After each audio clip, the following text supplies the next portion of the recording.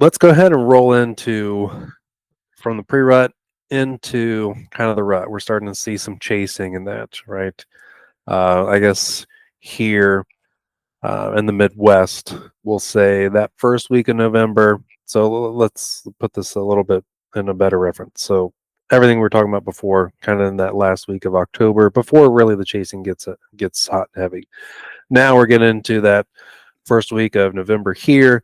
Chasing's really picking up. We're seeing a lot of chasing in the woods. Jake, it may be different down there, but for terminology purposes, so it's Seeking. cohesive. Yeah, well, seeking, chasing, we're getting into that stuff. And we were kind of alluding to earlier, using cameras to identify these doe groups and using that data to kind of bounce around to these different doe groups in order to hunt these bucks. So, Jake, how do you utilize that tactic? Once we get into the chasing, once we're in that phase and you utilize that data that you gathered from the putting out those cameras, what are you doing?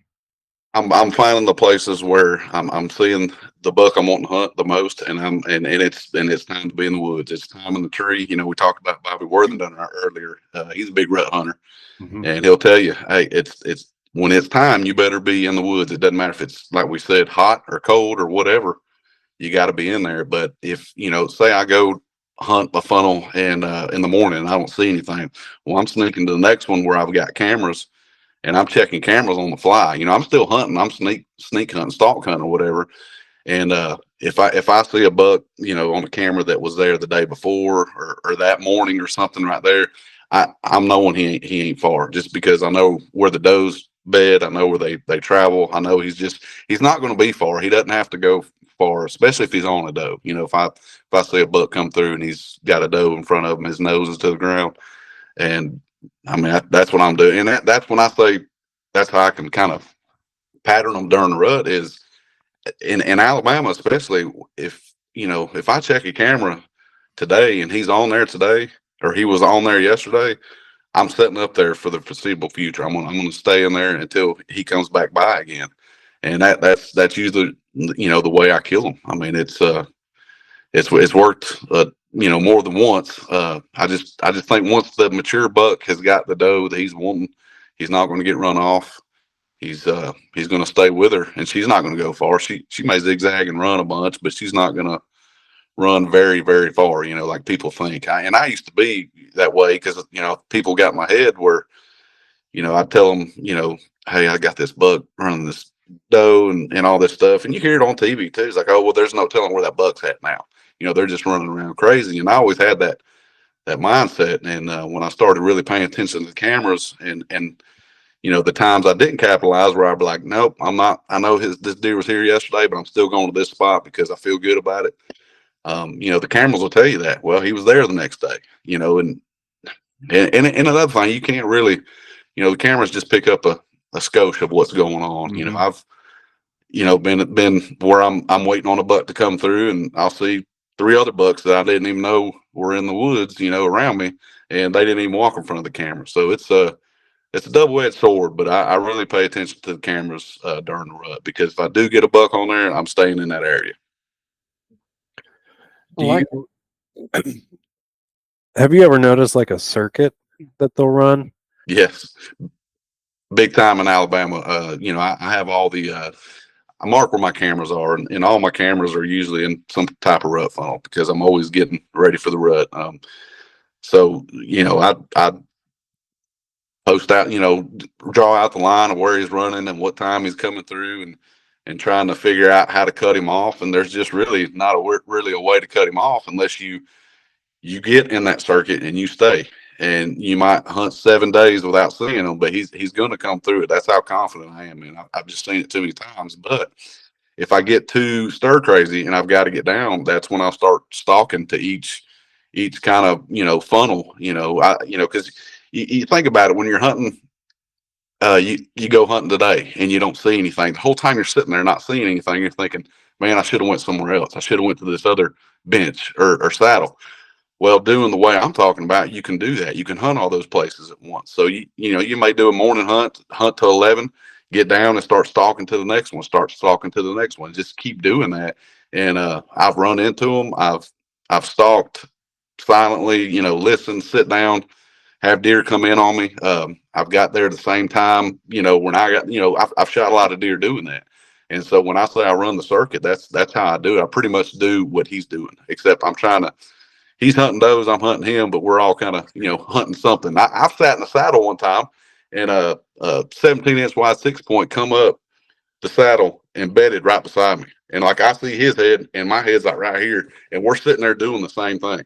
He's watching this saddle for does to come through, and he's right there with me. Has no, and I'm on the ground, and he has no idea I'm there. And he's just, and sure enough, a doe, I've seen him make eye contact with other bucks that come through, and he don't want no part of it. He just lays down. They see each other. They're doing exactly what we're doing. If you're quiet and stealthy enough, you can bump into them that way. Yep. Nice.